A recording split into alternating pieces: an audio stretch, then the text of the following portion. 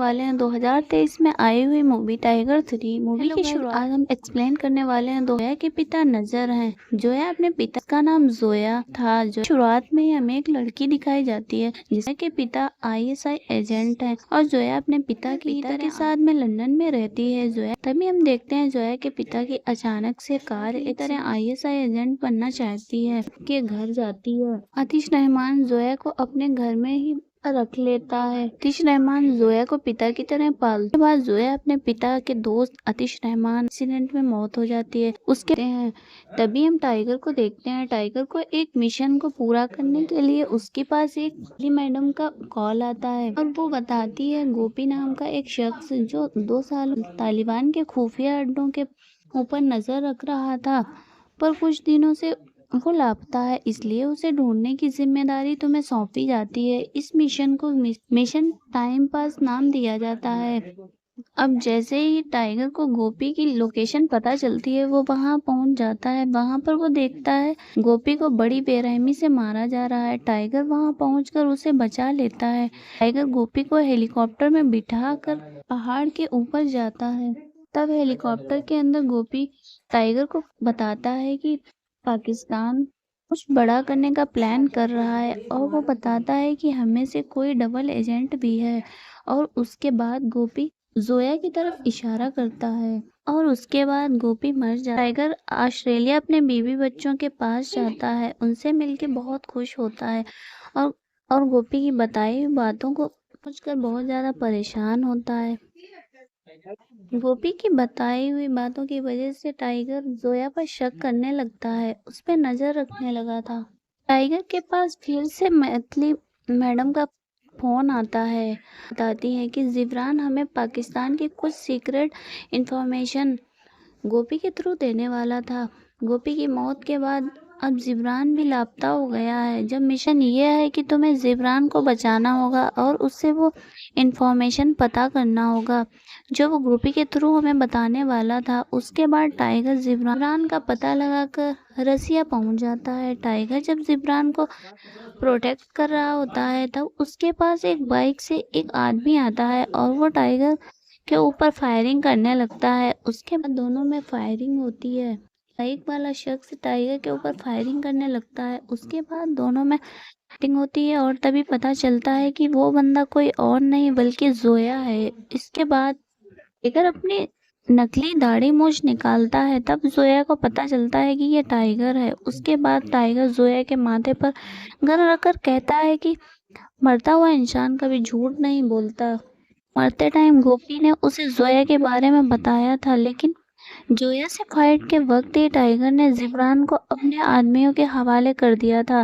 तभी टाइगर पर पीछे से हमला हो जाता है और वो बेहोश हो जाता है। फिर जब उसे होश आता है तब वह खड़ा हुआ पाता है और उसके सामने जोया और आतिश रहमान खड़े थे। फिर आतिश टाइगर को 2011 की घटना याद दिलाता है जब लंदन में भारत और पाकिस्तान के बीच फीस सबमिट होनी थी। वहीं पर आतिश बताता है वो पाकिस्तान के जनरल को मारना चाहता था ताकि इंडिया और पाकिस्तान के बीच फीस सबमिट ना हो सके और ये काम उसने जोया को दिया था, पर जोया ने साफ मना कर दिया था कि वो ये काम नहीं करेगी। उसके बाद आतिश जोया को गिरफ्तार कर लेता है और उस काम के लिए अपनी बीवी को भेज देता है।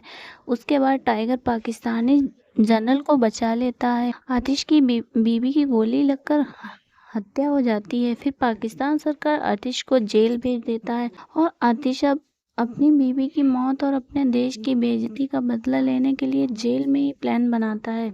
अब कहानी प्रेजेंट में आ जाती है जहां पर आतिश ने टाइगर के बेटे जूनियर को किडनैप कर लिया था और उसे एक ऐसा इंजेक्शन देकर बेहोश कर देता है जो हर 24 घंटे में उसे देना जरूरी था, नहीं तो जूनियर मर जाएगा। आतिश टाइगर से कहता है अगर तुम दोनों चाहते हो कि इंजेक्शन जूनियर को टाइम पे मिले तो तुम दोनों को एक काम करना होगा। ये सुनकर जोया और टाइगर तुरंत हाँ कर लेते हैं।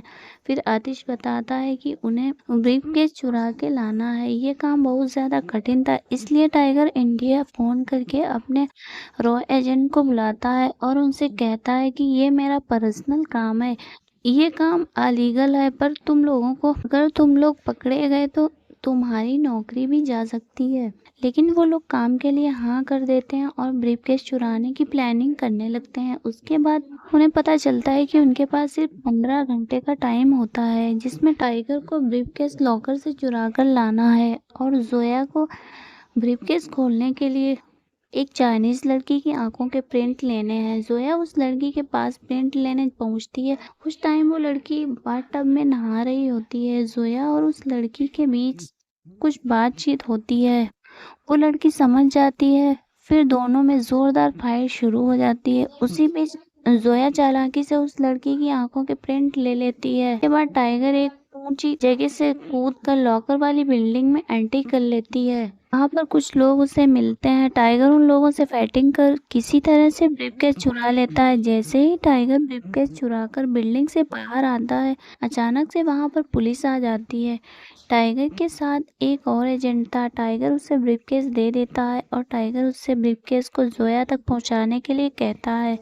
उसके बाद टाइगर को चारों तरफ से पुलिस घेर लेती है। तब टाइगर ने खुद को पुलिस के हवाले कर दिया था। तभी जोया आतिश को ब्रीफकेस देने के लिए जाती है। फिर टाइगर को पाकिस्तान ले जाया जाता है और उसे जेल में बंद कर दिया गया था। इंडियन सरकार ने भी बोल दिया था कि तुम टाइगर को कोई भी सज़ा दे सकते हो। पाकिस्तान सरकार ने टाइगर को फांसी की सज़ा सुना दी थी।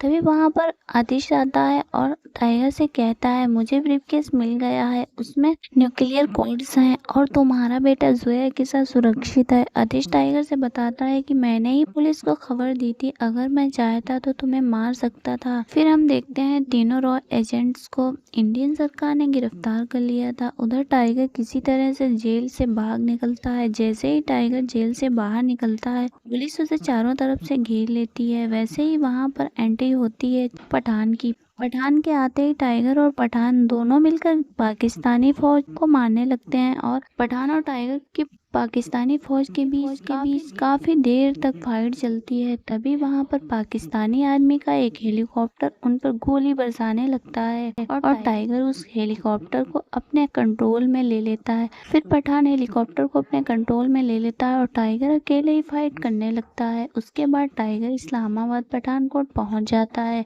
और वहां पर एक हसन नाम के बंदे से मिलता है। वहां पर पता चलता है हसन वही बंदा है जिसकी परवरिश बचपन में टाइगर ने ही की थी और अब हसन एक हैकर बन चुका है। वहां पर तीनों रॉ एजेंटों को टाइगर बताता है कि आतिश रहमान पीएम को मरवाने का प्लान बना रहा है। वह खुद पीएम बनना चाहता है और आतिश रहमान के साथ जनरल हक दे रहा है और पाकिस्तान की पूरी फौज उसके साथ है। टाइगर बताता है कि 14 अगस्त को पाकिस्तान आज़ाद हुआ था, इसलिए पाकिस्तान की प्रधानमंत्री आज स्पीच देंगे और आज जनरल हक उनके ऊपर अटैक करने वाला है। अब टाइगर ने अपने साथियों के साथ मिलकर पीएम ऑफिस के अंदर जाने का प्लान बनाया। वो नकली आईडी बना लेते हैं और खाना बनाने और सफाई करने वालों का भेष बनाकर अंदर एंट्री कर लेते हैं। जोया सफाई के बहाने जगह जगह बम फिट कर देती है और वहीं पर जनरल हक की एंट्री होती है। उससे पहले टाइगर पीएम साहिबा के पास जाकर उन्हें जनरल हक की प्लानिंग बता देता है। किसी तरह से वो लोग मिलकर पीएम साहिबा की जान बचा लेते हैं, पाकिस्तानी फौजियों को मार डालते हैं। फिर वहां पर एंट्री होती है आतिश रहमान की। वहां पहुंचते ही आतिश रहमान को एक डबल एजेंट जो कि आतिश के लिए काम कर रहा था, वो उसे सब कुछ बता देता है। टाइगर और जोया ने जनरल हक को अपने कब्जे में ले लिया था। फिर वो जनरल हक को अपना जुल्म बताने के लिए मीडिया की तरफ भेजता है। वैसे ही आतिश जनरल हक को गोली मारकर हत्या कर देता है ताकि वह कुछ भी मीडिया के सामने ना बोल सके। और फिर आतिश रहमान मीडिया में आकर बताता है कि जनरल हक की हत्या टाइगर ने की और अब पीएम साहिबा को भी मारना चाहता है। उसके बाद टाइगर और आतिश के बीच धमाकेदार गोलीबारी होती है और उसी बीच किसी तरह से जोया पीएम साहिबा को पीएम ऑफिस पहुंचा देती है और पीएम ऑफिस पहुंचकर पीएम साहिबा स्पीच देती हैं कि टाइगर और जोया गलत नहीं है। स्पीच खत्म हो जाती है। उधर पूरे देश को पता चल जाता है कि टाइगर और जोया गलत नहीं है और उधर टाइगर आतिश को मार देता है। टाइगर और जोया और उन रॉ एजेंट के ऊपर लगे सारे इल्जाम हटा दिए जाते हैं। तो इसी के साथ ये फिल्म स्टोरी समाप्त हो जाती है। ये स्टोरी आप लोगों को कैसी लगी हमें कमेंट करके जरूर बताएं। वीडियो पसंद आई हो तो वीडियो को लाइक और चैनल को सब्सक्राइब करना ना भूलें। तो हम मिलते हैं किसी अगले वीडियो में, तब तक के लिए बाय बाय।